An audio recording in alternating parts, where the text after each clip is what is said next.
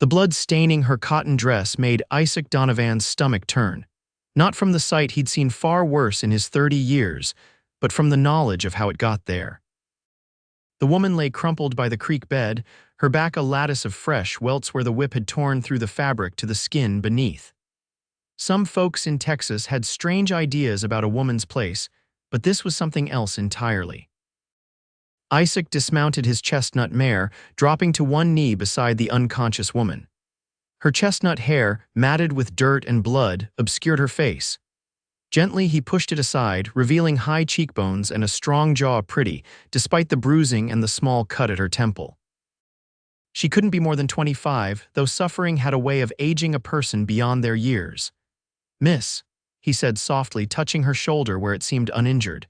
"Miss, can you hear me?" Her eyes fluttered open, revealing irises the color of spring grass. For a moment they were unfocused, then widened in terror. She scrambled backward, wincing as the movement pulled at her wounds. "Easy now," Isaac said, raising his hands. "I'm not looking to harm you." She stared at him with wild eyes, breathing hard through her nose, lips pressed together in a tight line. "My name's Isaac Donovan. I've got a small ranch about 3 miles west of here." He gestured vaguely toward the setting sun. "I was heading into Lerdo when I found you." "Can you tell me your name?" She shook her head frantically, eyes darting to the woods behind him as if expecting someone to emerge. "You afraid to speak?" he asked softly. A single tear tracked down her dirt-smeared cheek as she nodded. A cold anger settled in Isaac's chest. "Who did this to you?" She just shook her head again, shoulders trembling. Isaac sighed, removed his hat, and ran a hand through his dark hair. The Texas heat of 1875 was unforgiving, especially in August, but the woman before him was shivering. "Listen, miss, night's coming on and these woods ain't safe after dark. I can take you to my place, clean those wounds, give you food and shelter." He looked her directly in the eyes. "You'll speak freely there. No one's going to hurt you for having a voice, that's a promise." For a long moment she searched his face, perhaps looking for deceit. Finally, her shoulders slumped slightly, not in defeat but in cautious acceptance. "Can you stand?" he asked. She tried, grimacing as she pushed herself up only to collapse back onto the rocky ground. "I'm going to help you all right," Isaac said, approaching slowly. When she didn't recoil, he slipped one arm beneath her knees and the other around her shoulders, lifting her as gently as possible. She was light, too light, and he could feel her ribs through the thin dress. Carrying her to his horse, he paused. "This might hurt, but I need to get you up on Penny here, just for a little while." The woman nodded, and Isaac carefully lifted her onto the saddle. She bit her lip hard enough to draw blood, but didn't make a sound. He mounted behind her, supporting her weight against his chest as he took the reins. "Just rest if you can," he said. "We'll be there soon." As they rode westward, the woman gradually relaxed against him, either from exhaustion or the beginnings of trust, he couldn't tell. The sky was a tapestry of oranges and purples by the time his modest ranch came into view, a small, sturdy cabin with a barn and corral beside it, nestled in a clearing surrounded by mesquite and oak trees. Isaac's ranch hand Ali emerged from the barn as they approached, his weathered face creasing with concern when he saw the woman. "Mr. Donovan, what in tarnation? Found her by Willow Creek," Isaac cut in. "She's been whipped. Get some clean water boiling and fetch that bottle of whiskey from my cabinet." Ali nodded, rushing ahead to the cabin while Isaac carefully dismounted, then lifted the woman down. She was conscious but barely, her eyes glassy with pain and exhaustion. The cabin was simple but clean, a main room with a stone fireplace, small kitchen area, and a table with 4 chairs. 2 doors led to bedrooms, one Isaac's and the other for the occasional guest. Ali had already started a fire and was setting a pot of water to boil. "Put her in my room," Isaac told Ali. "Then ride into town for Doc Miller." "It's near dark, boss," Ali said, glancing at the window. "Doc might not tell him I'll pay double his usual fee," Isaac said firmly. "And hurry." After Ali departed, Isaac carried the woman to his bedroom, laying her gently on her side on the bed. She looked at him with fearful eyes. "I need to clean those wounds," he said softly. "But I won't do anything without your permission. Do you understand?" She nodded. "I'm going to need to cut away this dress where it's sticking to the wounds. Is that all right?" Another nod, more hesitant. Isaac took his sharpest knife and carefully cut away the fabric around the worst of the lacerations. The woman flinched at each touch but remained silent. He worked methodically, cleaning each wound with warm water then disinfecting with whiskey. The woman's hands gripped the bedsheets until her knuckles whitened, but still, she made no sound.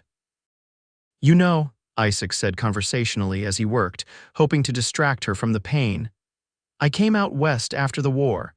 Couldn't stand Virginia anymore, too many ghosts. Bought this land cheap from a man eager to head to California. Everyone said I was a fool, that the land was too dry, too close to Comanche territory. But I'm stubborn that way." He continued talking, telling her about building the cabin, about the drought 3 years back that nearly ruined him, about the spring that never failed even in the driest season. All the while, her breathing steadied, though she remained tensely alert. After finishing with her back, Isaac offered her a clean shirt of his. "You can change into this once I leave the room. It'll be more comfortable than what's left of that dress." He stepped out, giving her privacy. When he returned with a bowl of stew he'd quickly prepared, she was sitting up in his bed, drowning in his shirt, her torn dress folded neatly beside her. In the lamplight, he could better see her features, the straight nose, full lips, and those remarkable green eyes. "Hungry?" he asked, offering the bowl. She nodded eagerly, taking it with trembling hands. Isaac sat in the chair by the bed, watching her devour the simple meal as if it were the finest feast. "Doc should be here soon," he said. "He's a good man, patched me up more times than I care to admit." The woman glanced up, a question in her eyes. "Ranching's dangerous work," Isaac explained with a slight smile, "especially for a man who wasn't born to it." A faint smile flickered across her face, the first he'd seen before she returned her attention to the stew. When she finished, Isaac took the bowl. "Try to rest. I'll be in the next room if you need anything." He turned to leave but was stopped by a soft sound. Glancing back, he saw the woman struggling to speak, her throat working as if she'd forgotten how.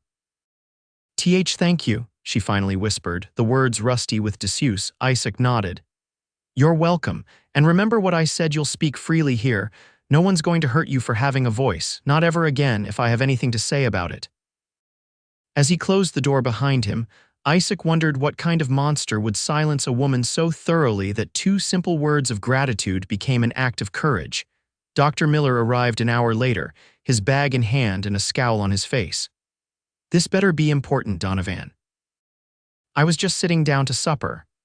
"It is," Isaac said grimly, leading him to the bedroom. The doctor's demeanor changed instantly when he saw the woman. "Good Lord," he muttered, approaching the bed. "Who did this to you, miss?" The woman looked at Isaac, who nodded encouragingly. "You can speak freely," he reminded her. "Terrence," she whispered, the name clearly painful to say. "Terrence Blackwood." Isaac's brow furrowed. "The rancher from north of Lerdo," she nodded, looking down at her hands. "My husband." Isaac and Dr. Miller exchanged glances. Blackwood was well known in the area, wealthy, powerful, with connections stretching all the way to Austin. He was also known for his temper, though Isaac had never heard of him being violent toward women. "What's your name?" Dr. Miller asked gently as he began examining her back. "Tabitha," she said, wincing as the doctor probed a particularly deep cut. "Tabitha Blackwood, before that Tabitha Caldwell." "Well, Mrs. Blackwood, no," she interrupted, surprising both men with her vehemence. "Not that, never that again." "Miss Caldwell, then," the doctor amended. "These wounds are serious but not life-threatening if infection is prevented. I'm going to clean them thoroughly and apply a salve. It will hurt, I'm afraid." "I've had worse," she said quietly. The statement hung in the air, heavy with implication. Isaac felt that cold anger return, stronger now. "How long?" he asked. Tabitha understood the question immediately. 3 years, since we married. At first it was just control, what I wore, who I spoke to. Then it became what I could say when I could speak." Her voice grew stronger with each word, as if breaking free of long-imposed restraints. 2 months ago, he decided I talked too much, said a woman should speak only when spoken to. After that, it was the belt for every word. Dr. Miller's hands stilled for a moment before continuing their work. "And today," he prompted, "I asked if I could visit my sister in San Antonio." A bitter laugh escaped her. "Just that, a simple question. He used the whip this time, said he'd teach me once and for all." Isaac leaned against the doorframe, his jaw clenched so tight it ached. "How did you get away?" "He left me in the cellar, thought I'd learned my lesson." A flash of defiance lit her eyes. I waited until dark, then climbed out through the coal chute, walked all night and most of today. That's nearly 15 miles, Dr. Miller said, impressed. I wasn't going back, Tabitha said simply. I'd rather die in those woods. Well, you'll do neither, Isaac said firmly. You'll stay here until you're healed. After that, we'll figure something out. Tabitha looked at him, really looked at him for the first time. He'll come looking. Terrence doesn't let things go. Let him come, Isaac replied, his hand unconsciously moving to the revolver at his hip. This is my land, my rules. Dr. Miller finished his work, wrapping clean bandages around Tabitha's torso. Keep these clean and dry. I'll return in 3 days to check on you. He packed his bag and looked sternly at Isaac. A word, Donovan. Outside on the porch, the doctor's expression was grave. You know who Terrence Blackwood is, Isaac. He's not a man to cross lightly. I know exactly who he is, Isaac replied. A coward who beats women. I'm not defending him, Dr. Miller clarified. God knows I've seen the results of his discipline before, not just with his wife. His ranch hands fear him for good reason. You've seen this before with Tabitha, Isaac's voice hardened, and you did nothing. The doctor had the grace to look ashamed. She always claimed accidents, fell down the stairs, kicked by a horse. What was I to do? A man's home is his castle, and Blackwood has half the county officials in his pocket. That's no excuse, Isaac said coldly. You took an oath. And I'm fulfilling it now, Dr. Miller retorted. I'm here, aren't I? But you need to understand what you're getting into. Blackwood won't just let her go. He'll come with men, maybe a false charge of theft, claim she's insane or hysterical. Let him try, Isaac said. I fought in the war, Doc.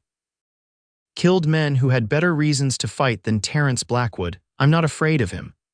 Dr. Miller sighed, retrieving his hat from the porch rail. Perhaps you should be careful, Isaac. That woman in there has suffered enough. Don't make promises you can't keep. As the doctor rode away, Isaac stood on the porch, watching the stars emerge one by one in the darkening sky.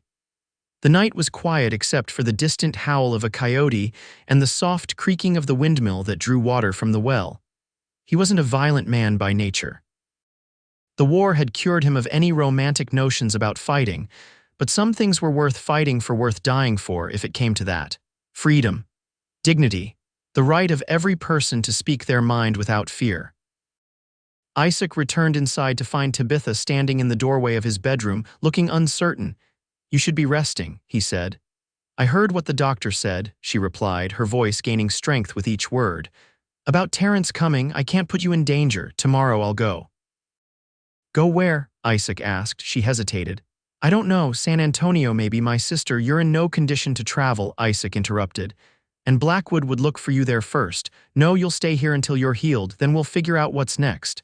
Tabitha's eyes flashed.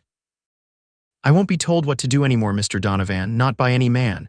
Isaac smiled, impressed by her spirit despite everything she'd endured. Fair enough. I'm not telling, I'm asking. Please stay, Miss Caldwell, at least until those wounds heal. She studied him, her gaze direct and searching. Why are you doing this? You don't know me. I know enough, Isaac replied. I know you're brave, I know you've been wronged, and I know I couldn't live with myself if I sent you away with nowhere to go. After a long moment, Tabitha nodded. Until I'm healed, then I decide what comes next. Agreed. Isaac gestured to his bedroom. That's yours for now, I'll sleep out here. I can't take your bed, you're not taking it, I'm offering it. He walked to a chest in the corner, retrieving extra blankets. Besides, I've slept on worse than my own floor. Tabitha watched him arrange the blankets near the fireplace. Thank you, Mr. Donovan. Isaac, he corrected. If we're going to be sharing quarters, even temporarily, we might as well use our given names. Isaac, she repeated softly. Good night. Good night, Tabitha. Sleep well. After she closed the door, Isaac settled onto his makeshift bed, staring up at the ceiling beams. He'd meant what he said to Dr. Miller. He wasn't afraid of Terrence Blackwood or what the man might do, but he was afraid for Tabitha. Not just of what her husband might do if he found her, but of the long road she faced, a woman alone in a world that wasn't kind to women, especially those who dared to leave their husbands. Whatever came, Isaac decided he would help her face it. Not because she couldn't face it alone clearly, she had strength enough, but because no one should have to. Morning brought the smell of coffee and the sound of movement in the kitchen. Isaac opened his eyes to find Tabitha at the stove, wearing his shirt and a pair of his trousers rolled up at the ankles and cinched tight with a piece of rope. You should be resting, he said, sitting up. I've rested enough, she replied, not turning from her task. Thought I might make myself useful. Isaac rose, folding the blankets. You don't need to earn your keep here, Tabitha. I know, she said, finally facing him. In the morning light, her bruises were more pronounced, a yellow-purple map of cruelty across her face. But her eyes were clear and determined. But I need to, understanding dawned. After being controlled for so long, she needed to act, to choose, to be useful on her own terms. All right, he conceded, but nothing that pulls at those wounds. She nodded, turning back to the stove where eggs were frying in a cast iron pan. Your ranch handily brought these in this morning, said the hens were being particularly generous. Ellie's been with me since I started this place, Isaac said, pouring himself coffee from the pot. Not much of a talker, but loyal to the bone. He seemed nice, Tabitha said, didn't ask questions. That's Ellie. Man could witness a bank robbery and just tip his hat to the robbers. A small smile played at the corners of Tabitha's mouth. A useful quality. They ate breakfast at the small table, the conversation flowing more easily than Isaac expected. Tabitha asked about the ranch, how many cattle he ran, what crops he grew, how he managed with just one hand. It's not a big operation, Isaac admitted. 30 head of longhorns, a few acres of corn, some chickens and pigs, enough to keep me fed and clothed with a little extra to sell in town. It's peaceful here, Tabitha observed, looking out the window at the rolling pastureland. No neighbors for miles. That's why I chose it, Isaac said. After the war, I couldn't stand being crowded, needed space and quiet. You fought for the South, she asked carefully. Isaac nodded. Not by choice. Virginia was my home, and when the call came, I went. Didn't own slaves, didn't particularly care for the institution, but loyalty runs deep where I'm from. He took a sip of coffee. Learned pretty quick that loyalty can be misplaced, but you stayed until the end. Once you're in, he said simply. Saw it through to Appomattox, then came west. Wanted to start fresh somewhere no one knew me, where I could build something that was just mine. Tabitha was quiet for a moment, contemplating. I understand that feeling, wanting to build something that's yours alone. After breakfast, despite Isaac's protests, Tabitha insisted on helping with the chores that wouldn't strain her injuries.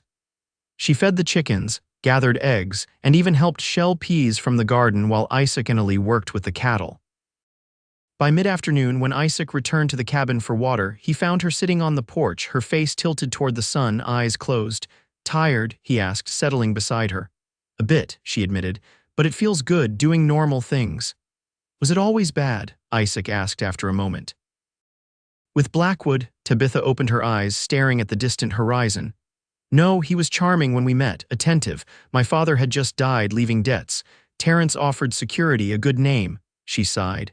The controls started small, suggestions about my clothes, my hair. Comments about how I spoke too freely in public, then came the rules, the punishments. Why didn't you leave sooner? Where would I go? She asked simply. My mother died years ago. My sister is married to a man who respects Terence. I had no money of my own, no skills to earn a living.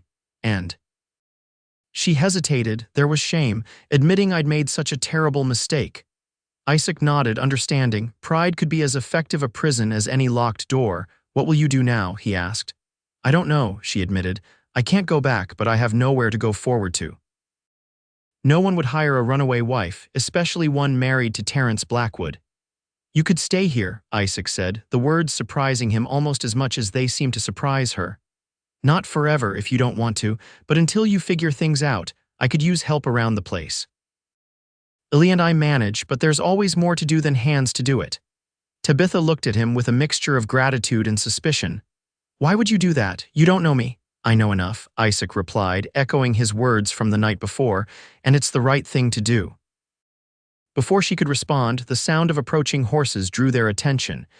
3 riders were coming up the path to the cabin, dust rising behind them. Isaac stood, his hand moving instinctively to his revolver. Get inside, he told Tabitha. Is it him? She asked, rising painfully. Can't tell yet, but just in case. Tabitha went inside while Isaac remained on the porch, watching the riders approach. Relief washed over him as he recognized the lead rider, Sheriff Tom Reynolds from Laredo, a decent man who'd always dealt fairly with Isaac. Afternoon, Sheriff, Isaac called as the men drew closer. Donovan, the sheriff greeted, tipping his hat. The two men with him remained mounted deputies Isaac had seen around town but didn't know well. "What brings you out this way?" Isaac asked, keeping his tone casual. Sheriff Reynolds dismounted, tying his horse to the hitching post. "Looking for a woman, Terrence Blackwood's wife, gone missing. He's concerned." "Is that right?" Isaac said, his expression neutral. The sheriff studied him. "Word is, Doc Miller rode out this way last night. In quite a hurry, according to Mrs. Miller. Had a mishap with a calf," Isaac lied smoothly. "Nothing serious, but wanted it looked at." "Uh-huh." Reynolds clearly didn't believe him.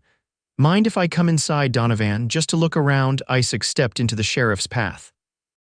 "Actually, I do mind. This is my property, Sheriff. Unless you've got a warrant, I don't have to let you search anything," the sheriff sighed. "Don't make this difficult, Isaac.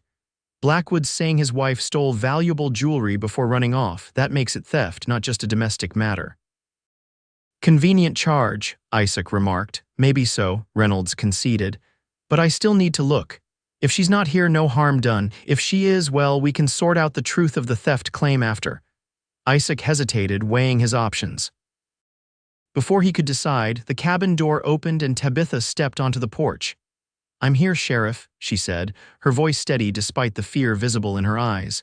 "But I took nothing except the clothes I was wearing." Sheriff Reynolds took in her bruised face, the way she held herself stiffly to avoid pulling at her bandaged back. "Mrs. Blackwood," he said quietly, "your husband is very worried."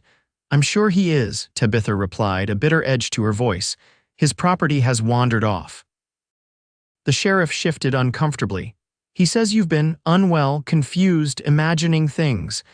Is that what he calls this?" Tabitha pulled down the collar of Isaac's shirt just enough to reveal the edge of a bandage. "Or this," she gestured to her face. "Did I imagine the whip, Sheriff, the belt? His hands around my throat when I dared speak without permission."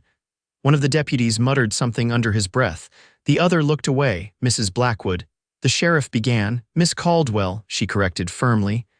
"I no longer acknowledge that man as my husband."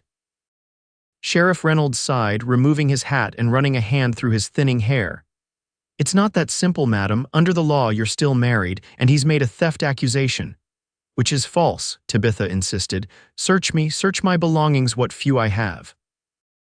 You won't find any jewelry. Even if that's true, he's still your husband. He has rights." "And what of my rights?" Tabitha demanded, her voice rising. "The right not to be beaten, the right to speak freely without fear. Where are those in your law, Sheriff?" Reynolds had no answer for that. Isaac stepped forward. "Sheriff, you've known me for 5 years. Have I ever given you reason to doubt my word?" "No," Reynolds admitted. "Then believe me when I tell you that Miss Caldwell arrived here nearly dead from a whipping administered by her husband, for speaking. For asking a simple question. Dr. Miller treated her wounds. He can confirm everything." The sheriff looked genuinely troubled. "Even if I believe you and I'm inclined to the law is clear. A husband has certain rights, and Blackwood is insisting she return home." "Over my dead body," Isaac said calmly. "Don't say things like that, Donovan," the sheriff warned. "Blackwood is not a man to threaten idly, neither am I." The tension stretched between them until the sheriff finally nodded. "I can't force her to go back today. Not without confirming these injury claims with Doc Miller. But this isn't over, Isaac. Blackwood won't let it be, I understand."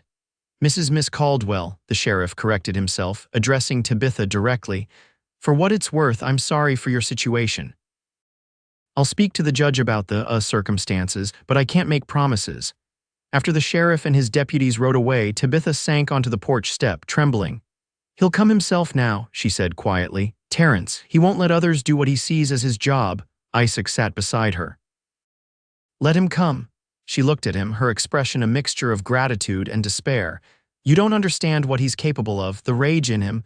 I've seen him beat a man nearly to death for looking at me too long in church." "I understand perfectly," Isaac assured her. "Men like Blackwood, I've seen them before. They're bullies who only understand one thing, strength greater than their own.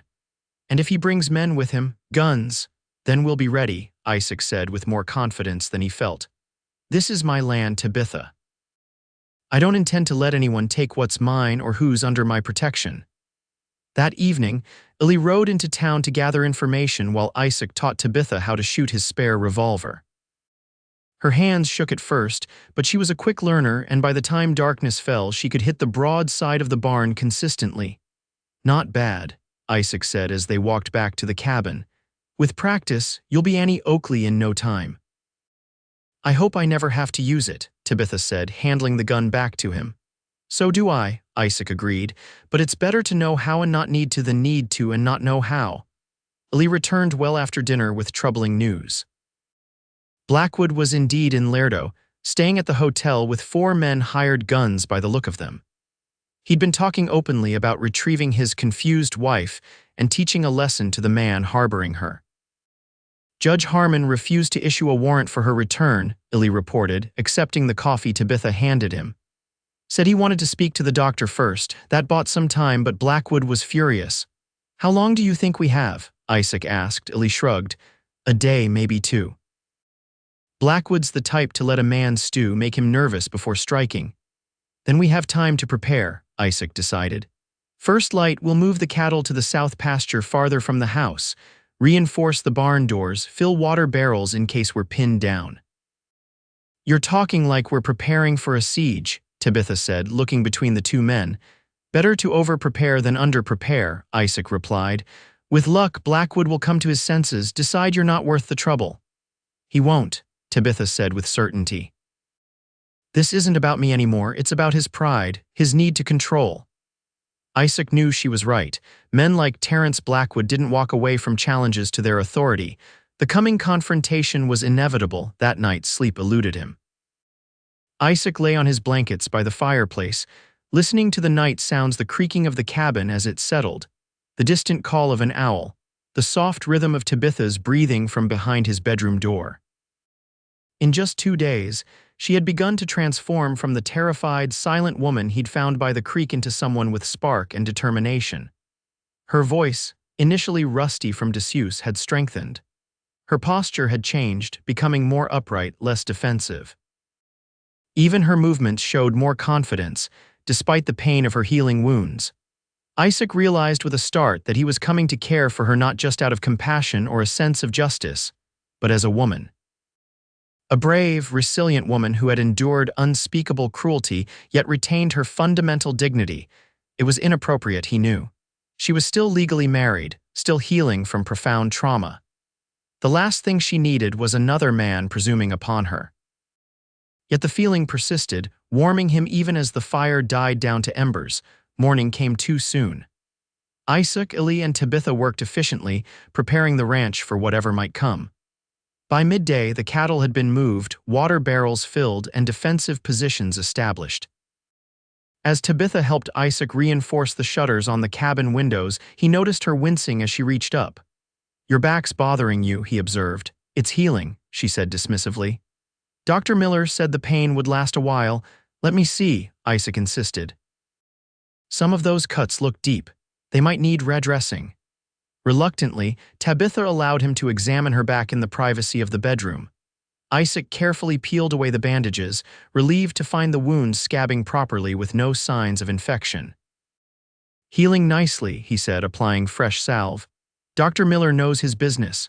"He's seen them before," Tabitha said quietly. "My injuries. Always pretended to believe they were accidents." Isaac's hands paused. "That must have been difficult." "It was worse when people believed me but did nothing," she replied. "Terrence has everyone afraid or paid off. The pastor, the sheriff, the merchants in town, no one would cross him." "I will," Isaac said, resuming his task. "Some things are worth fighting for." Tabitha turned her head to look at him. Why risk everything for someone you barely know?" Isaac considered the question as he finished bandaging her back. "Because it's right," he said finally, "and because seeing you silenced, seeing what was done to you for simply speaking. It made me realize how much I've taken for granted, the freedom to speak my mind, to live as I choose." "So it's principle," she said, a hint of disappointment in her voice. "Partly," Isaac admitted, "but it's also." He hesitated, searching for the right words. "It's you, Tabitha, your courage. Your resilience. In just days, I've seen you transform from someone afraid to speak into someone willing to stand up to the sheriff himself. That kind of strength is rare." Their eyes met, and something passed between them, an acknowledgement of growing feelings neither was ready to name. The moment was broken by Ellie's shout from outside. Riders coming, at least 6 of them. Isaac helped Tabitha into her shirt, then checked his revolver. Stay in the cabin, he told her. Illy and I will handle this. No, she said firmly, I won't hide, this is my fight too. Before Isaac could argue, she retrieved the spare revolver he'd taught her to use. I can't hit much beyond the broad side of a barn, she admitted, but I can shoot if I need to. Isaac wanted to protest but recognized the determination in her eyes. Stay behind me, he conceded. And if shooting starts, get inside immediately.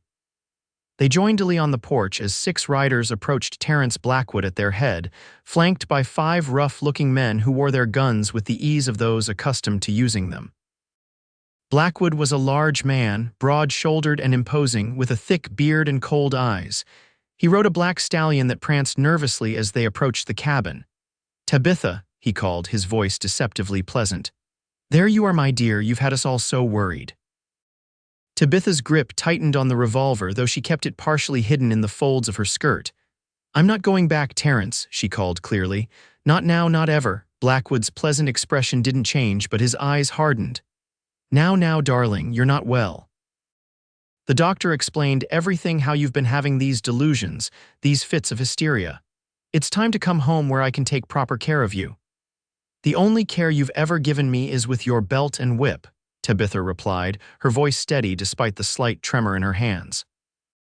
Sheriff Reynolds has seen my wounds. Dr. Miller has treated them. Your lies won't work anymore. Blackwood's facade cracked slightly, a twitch at the corner of his mouth the only indication of his rage. He shifted his attention to Isaac. You're the Donovan fellow, I presume. The one who's been harboring my wife. I'm the one who found a woman nearly dead from a whipping, Isaac replied evenly. A woman afraid to speak for fear of further punishment. Yes, that's me. This is a private matter between a man and his wife, Blackwood said. You'd be wise to stay out of it. Not when it happens on my land, Isaac countered, and not when it involves torture. Torture, Blackwood scoffed. A husband disciplining his wife is hardly torture. The law recognizes a man's right to maintain order in his household. The law doesn't recognize brutality, Isaac said, which is what you've practiced. Now I suggest you turn around and leave my property before this gets uglier than it already is. Blackwood laughed, a sound without humor. You're outnumbered, Donovan. Do you really think you and your hired hand can stand against 6 armed men? Maybe not, Isaac admitted. But I guarantee you'll be the first to die if shooting starts. I was a sharpshooter in the war, never missed at this range. A flicker of uncertainty crossed Blackwood's face before he masked it. I have no desire for bloodshed, I simply want what's mine. I'm not yours, Tabitha interjected. I never truly was. A piece of paper doesn't give you ownership of another person. The law disagrees, Blackwood retorted. As does the church. Wives, submit yourselves unto your own husbands as unto the Lord. Ephesians 5:22. You forgot verse 25, Isaac said. Husbands, love your wives even as Christ also loved the church and gave himself for it. Somehow I doubt Christ would approve of whipping his church into silence. Blackwood's patience visibly thinned. Enough of this. Tabitha, come here now, or these men will drag you back, and your protector here will suffer for his interference. She's not going anywhere, Isaac said, his hand moving to his revolver. The tension was broken by the sound of approaching horses. All heads turned to see Sheriff Reynolds riding toward them, accompanied by his deputies and, surprisingly, Judge Harmon. What's this now? Blackwood demanded as the newcomers drew up alongside them. Preventing a bloodbath, I hope, Sheriff Reynolds said, dismounting. Judge Harmon has something to say on this matter. The judge, a thin, austere man with spectacles and a stern expression, remained mounted as he addressed the group. Mr. Blackwood, I've spoken with Dr. Miller regarding your wife's injuries. I've also reviewed certain concerning reports from your household staff that have come to light in recent days. Blackwood's expression darkened. Whatever tales you've heard are consistent with the evidence before my eyes, Judge Harmon interrupted, looking pointedly at Tabitha's bruised face. Mrs. Blackwood, I would like to examine your other injuries if you're willing. Of course, Tabitha said. The judge dismounted and followed Tabitha into the cabin. They emerged several minutes later, the judge's expression even grimmer than before.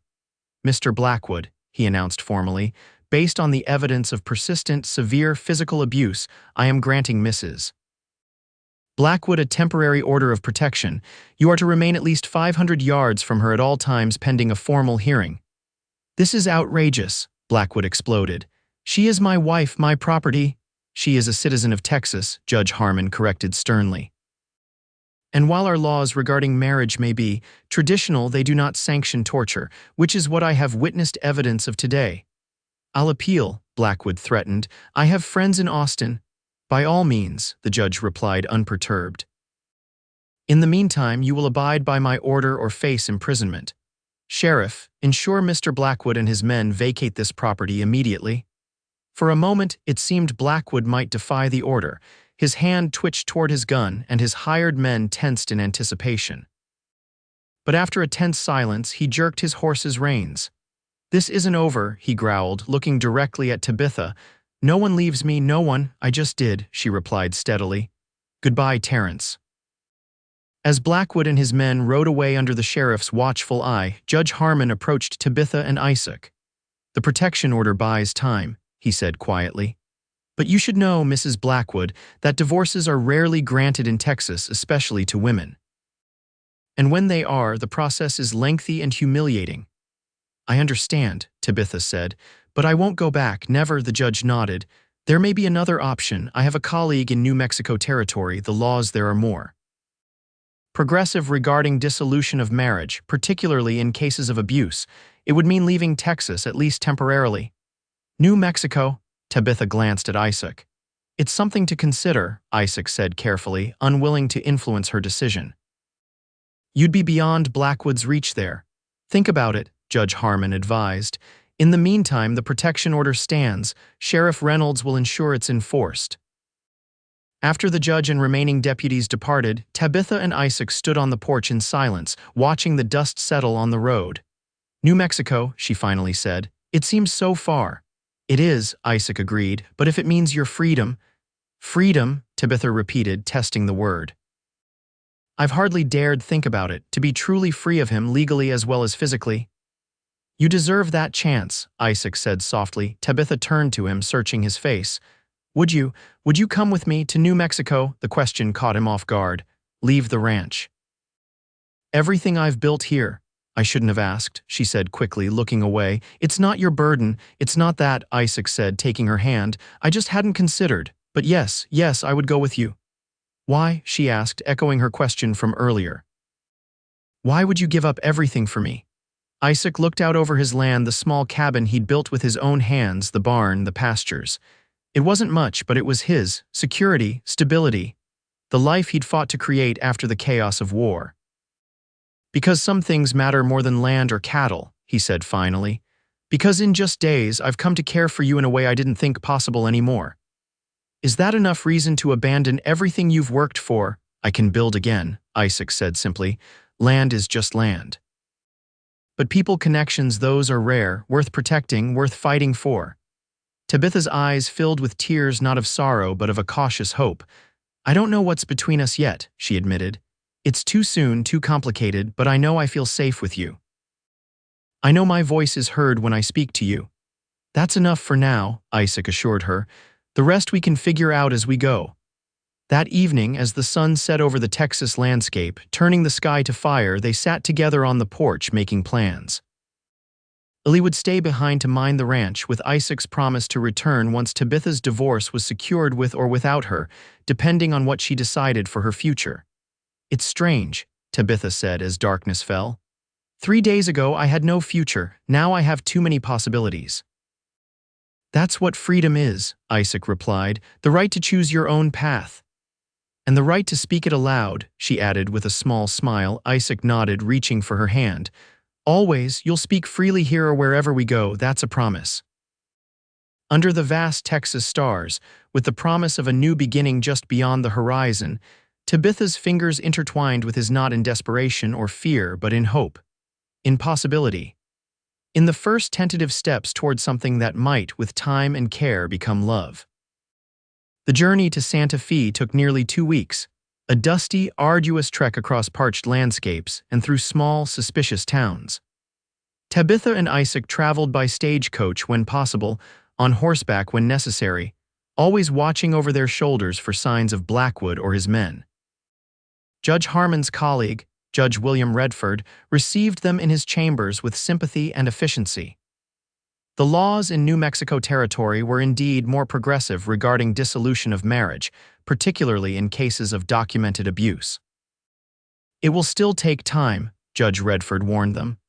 Perhaps 3 months for the process to complete. You'll need to establish residency here during that period. 3 months, Tabitha repeated, glancing at Isaac. It was far quicker than the years it might take in Texas, but still a significant commitment. We'll manage, Isaac assured her. They rented a small house on the outskirts of Santa Fe, a simple adobe structure with whitewashed walls and a view of the mountains. Isaac found work with a local rancher, while Tabitha took in sewing to supplement their income. Their arrangement began as practical two people sharing space and expenses while waiting for legal proceedings to conclude. But as weeks passed, something deeper grew between them, nurtured by quiet evenings of conversation, by shared meals and shared laughter, by the gradual healing of Tabitha's body and spirit. "I spoke in town today," she told Isaac one evening as they sat outside watching the sunset. "Really spoke. Gave my opinion on Mrs. Henderson's new hat, which is atrocious, by the way, and debated the merits of different fabrics with Mr. Collins at the general store." "And how did it feel?" Isaac asked, smiling at her enthusiasm. "Terrifying," she admitted, "and wonderful, with each word I expected." She gestured to her back, now healed but marked with thin white scars. "But nothing happened. People just listened or argued or ignored me, but no one tried to silence me." "As it should be," Isaac said. Tabitha studied him in the fading light. "You've given me so much, Isaac, safety, support. The chance to find my voice again." "You always had a voice," he corrected gently. "You just needed somewhere safe to use it." "Still," she insisted, "I can never repay you for what you've sacrificed, your ranch, your home." "I haven't sacrificed anything I wasn't willing to give," Isaac said. "Endely writes that the ranch is doing well. The cattle are fat, the crops are growing. It will be there when we're ready to return, if that's what you want." The question hung between them, unspoken but clear. What would happen when Tabitha's divorce was finalized? Would she stay with him? Return to Texas, forge her own path elsewhere? "I don't know what I want yet," she said honestly. "For so long I wasn't allowed to want anything. Now there are too many possibilities." "There's no rush," Isaac assured her, though his heart ached at the thought of her leaving once she was truly free. "You have time to figure it out." As autumn painted the New Mexico landscape in gold and russet, Tabitha's confidence blossomed. She joined a women's literary society, began teaching reading to local children, and even spoke at a public meeting regarding the need for a proper schoolhouse in their district. "You should have seen her," Mrs. Henderson told Isaac proudly when he came to collect Tabitha afterward. "Stood right up and addressed the town council like she'd been doing it all her life. They listened too, voted to allocate funds for the school building." Watching Tabitha emerge from the meeting hall, cheeks flushed with accomplishment, eyes bright with purpose, Isaac felt his heart swell with pride and love. He could no longer deny, even to himself, that what he felt for her had deepened far beyond the initial compassion that had driven him to help her. But he kept his feelings carefully contained, unwilling to burden her with expectations while she was still finding her way to independence. In early December, Judge Redford summoned them to his chambers. The winter air was crisp and clear as they made their way through Santa Fe's streets, Tabitha unusually quiet beside him. "Is everything all right?" Isaac asked as they approached the courthouse. "Yes," she said, then hesitated. "No. I don't know, I should be happy today might be the day I'm finally free of Terrence, but I feel uncertain. About the divorce. About after," she clarified. "About what comes next." Before Isaac could respond, they reached the courthouse steps. Judge Redford greeted them warmly, ushering them into his chambers where a clerk waited with documents spread across a large desk. "Mrs. Blackwood, or should I say Miss Caldwell," the judge began, "I'm pleased to inform you that your petition for dissolution of marriage has been approved. Your former husband did not contest the filing, likely knowing his objections would be overruled given the evidence." "It's done?" Tabitha asked, her voice small with disbelief. "Just like that?" "The legal portion, yes," Judge Redford confirmed, sliding a document across the desk for her signature. "Once you sign, you are legally Tabitha Caldwell once more, free to determine your own future." Tabitha stared at the paper, pen poised above it. "Free," she whispered, then signed her name with a steady hand. Outside the courthouse, snowflakes had begun to fall, dusting the streets with white.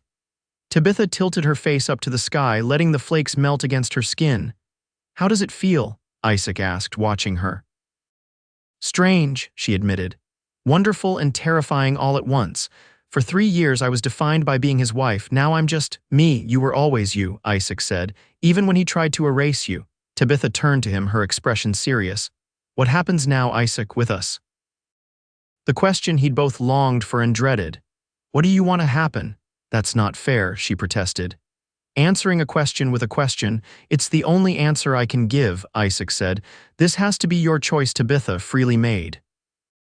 She studied him, snowflakes catching in her chestnut hair. "I want—" She began, then stopped. "No, I choose to return to Texas with you if you'll have me." "As what?" Isaac asked, needing clarity. "A friend, a housekeeper, a partner," Tabitha interrupted, "in all ways." "I love you, Isaac Donovan. I think I began loving you from the moment you told me I could speak freely in your home. Not because you rescued me, though you did, but because you saw me. The real me, beneath the silence and fear." Joy surged through him, bright and fierce. "I love you too," he said simply. "Have for months now. Why didn't you say anything? You needed time, freedom to choose without obligation." Tabitha stepped closer, resting her hands against his chest. "I choose you, not from obligation, but from love. From knowing that with you, I will always have a voice." In the falling snow, with the taste of freedom still sweet on her lips, Isaac kissed her not as her protector or her savior, but as a man in love with a woman who had found her voice and chosen to share it with him. They returned to Texas in the spring of 1876, when the bluebonnets carpeted the hills and life was renewing itself across the landscape. Illy greeted them with uncharacteristic enthusiasm, proud to show how well he'd maintained the ranch in Isaac's absence. "Cattle's up to 40 head now," he reported as they rode toward the cabin. "Got a good price for last year's corn. Painted the cabin too, thought Miss Tabitha might appreciate a fresh start." The cabin gleamed white in the spring sunshine, a new porch swing hanging from the rafters, curtains visible in the windows. Illy's wife, Rosa's contribution, he explained bashfully. "It's perfect," Tabitha said, tears in her eyes. "It looks like home." They were married a month later beneath the old oak tree behind the cabin, with Judge Harmon officiating and half the county in attendance. The judge had been instrumental in ensuring Blackwood respected Tabitha's divorce, leveraging the man's political ambitions against his desire for revenge.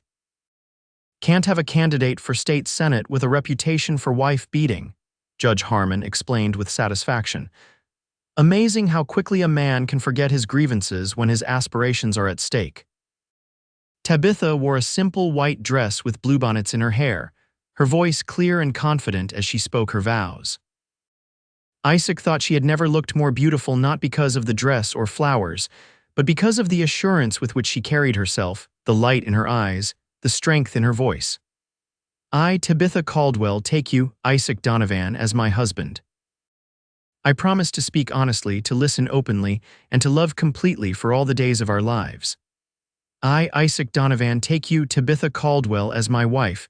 I promise to honor your voice, to cherish your strength, and to love faithfully for all the days of our lives." As they sealed their vows with a kiss, the assembled guests erupted in cheers and applause. The celebration continued well into the evening, with music and dancing, food and laughter, the ranch transformed by lantern light and good company. Later, as the party wound down and guests began to depart, Isaac found Tabitha sitting on their new porch swing, watching the stars emerge. "Happy?" he asked, settling beside her. "Beyond words," she replied, leaning against his shoulder, "though I seem to have plenty of those these days." "And I love hearing every one of them," Isaac said, kissing the top of her head. "Even when I disagree with you," she teased. "Like about whether the North Pasture needs rotation this year, especially then," he assured her. "Your voice is a gift, Tabitha. One I hope to hear for the rest of my days." She turned to face him, her expression solemn despite her smile. "Do you know what I thought that day by the creek when you found me, when you said I could speak freely with you?" "What?" "That you were lying," she admitted. "That it was another trick, another trap. I'd heard pretty words before, you see. Terrence could be very charming when he wanted to be. Isaac nodded, understanding. But you meant it, she continued. Every day since, you've meant it. And that has healed me more than anything else, knowing that my voice matters, that I matter. You do, Isaac affirmed. Always have, always will. In the years that followed, the Donovan ranch prospered. Isaac's cattle operation expanded, while Tabitha established a small school on their property, teaching not just reading and arithmetic, but also public speaking, a subject she felt especially passionate about. Their family grew too. First came Thomas, born exactly 9 months after their wedding, with his father's dark hair and his mother's determined spirit. 2 years later, Elizabeth arrived, a solemn child with observant eyes who listened long before she spoke, but when she did, had wise things to say. The scars on Tabitha's back faded with time, though they never disappeared completely. Sometimes, when nightmares woke her, Isaac would trace them gently, reminding her that she had survived, that she was strong, that her voice could never be taken from her again. On the 10th anniversary of the day Isaac found her by the creek, they held a celebration not of the trauma, but of the beginning of her freedom. Friends gathered, speeches were given, and Tabitha herself addressed the assembled company with eloquence and passion.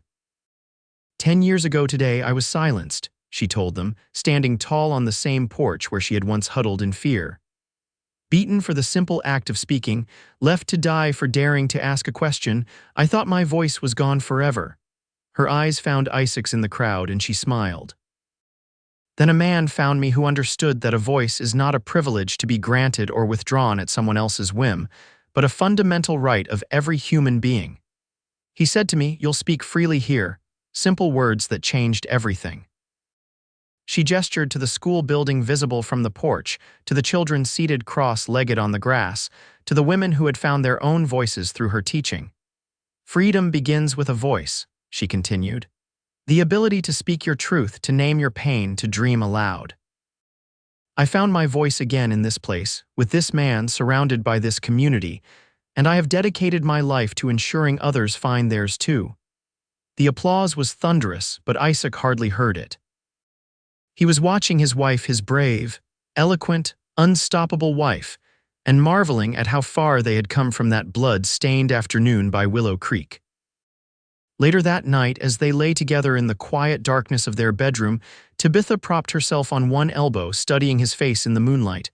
"What are you thinking about?" he asked. "How different my life would have been if you hadn't found me that day," she replied. "If you hadn't been the kind of man who would stop for a stranger in need."